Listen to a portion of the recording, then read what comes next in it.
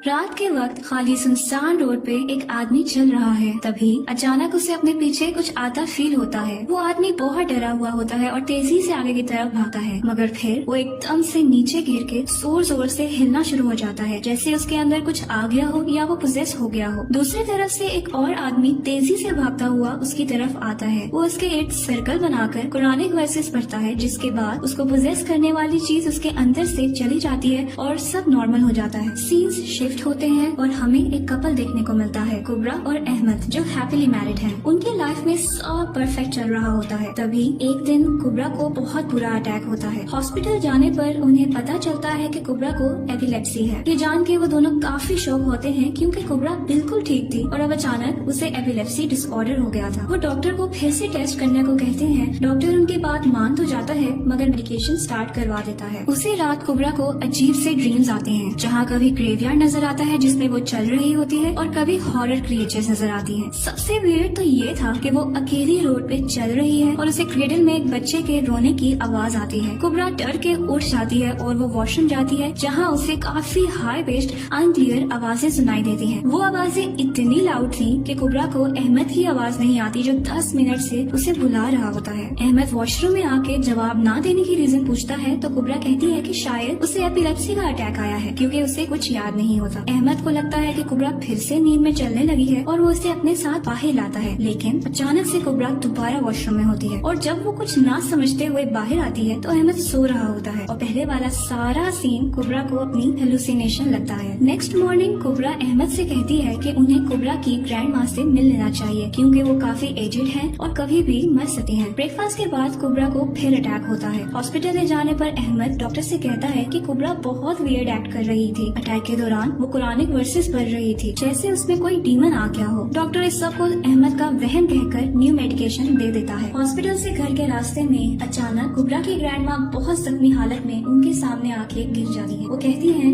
यहाँ से वापस चले जाओ, कुबरा को वापस ले जाओ, और इसी के साथ वहीं पे उनकी डेथ हो जाती है। ग्रैंड माँ के फ्यूनरल के लिए वो दोनों इमाम माहिर के पास जाते हैं, जो कुबरा को पहले से जाता है। माहिर कुबरा और अहमद से अफसोस करता है। तभी माहिर का एक आदमी यासीन उसे बुलाता है, जिसके पास जाके माहिर बहुत गुस्सा होता है। वो उसे वार्न करता है कि नेक्स्ट टाइम जब वो कुबरा से बात कर रहा हो तो उसे कभी डिस्टर्ब ना किया जाए। और अब आता है मूवी में एक ट्विस्ट, क्योंकि यहाँ पे बताया जाता है कि कुबरा को एपिलेप्सी नहीं है, बल्कि माहिर कुबरा पे काला जादू कर रहा है। क्योंकि माहिर कुबरा से बहुत प्यार करता था, मगर उसने अहमद से शादी कर ली। लेकिन माहिर इस सब से नहीं रुका और कुबरा को किसी भी हाल में हासिल करने के लिए उसने काला जादू शुरू कर दिया। यासीन माहिर को समझाता है कि वो ये सब ना करे, क्योंकि जो डीमन माहिर ने कुबरा की बॉडी में भेजा है वो कुहेना टाइप का है, जो कि बहुत डेंजरस होते हैं और वो कुबरा को डिस्ट्रॉय कर देगा। मगर माहिर उसकी बात को समझने की बजाय उसे डराता है कि वो यासीन में भी डीमन डाल देगा, और ये थ्रेट देखकर वो यासीन को करवा देता है। सीन्स अहमद और कुबरा ले जाते हैं, जो एक लॉक्ड रूम के बाहर खड़े होते हैं, और अहमद कुबरा को रूम की देते हुए उसे ओपन करने का कहता है। कुबरा अहमद को समझाती है कि ग्रैंडमा ने उन्हें ये घर इसी कंडीशन पर दिया था कि वो इस रूम में कभी ना जाए, मगर वो उसकी नहीं सुनता और रूम ओपन करवा देता है। रूम में उन्हें एक सील्ड क्लोजेट मिलती है, पर कुबरा ग्रैंडमा के गम में काफी इमोशनल हो जाती है, जिसकी वजह से वो दोनों सोने चले जाते हैं। सोते हुए कुबरा को वापस वही हॉरिबल ड्रीम्स आती हैं, जहां वो बेबी क्रेडल देखती है, मगर इस बार उसमें बेबी नहीं होता। फिर वो अपने पीछे अहमद को देखती है और डरते हुए उसे हक करती है, लेकिन अहमद का फेस चेंज हो जाता है और कुबरा डर के उठ जाती है। वो अहमद को उठाती है, जो उसे कंसोल करके मेकअप करता है। ये अचानक कुबरा वहाँ खड़ी अहमद को मेकअप करते देख रही होती है और फिर एकदम से उसकी आंख खुल जाती है, यानी कि ये फिर ड्रीम के अंदर एक और ड्रीम वाली सिचुएशन थी। फ्यूनरल के बाद जब कुबरा और अहमद मॉस्क के बाहर खड़े होते हैं तो माहिर कोई स्पेल्स पढ़ता है, जिससे कुबरा को फिर से अटैक आता है। जब अहमद उसे संभालने की कोशिश कर रहा होता है तो माहिर वहाँ आकर कहता है कि इसमें डीमन है। तो माहिर कुरानिक वर्सेस पढ़ता है और कुबरा ठीक हो जाती है। माहिर कहता है कि कुबरा पर डीमन आया हुआ है, जिसने उसकी बॉडी पे कब्जा कर लिया है। वो कहता है कि वो इनकी मदद करेगा और कुबरा को इस डीमन की कैद से आजाद करवाएगा। घर पहुँचने पर माहिर कुबरा को फ्रेश होने भेज देता है। खुद वो अहमद को उसी रूम के बाहर ले जाता है जिसमें जाने से कुबरा की ग्रैंड माँ ने मना किया था। अब माहिर एक स्टोरी बिल्डअप करता है। वो अहमद से कहता है कि कुबरा के ग्रैंड पा ने कोई खजाना चोरी किया था, जो किसी डीमन का था, और वही डीमन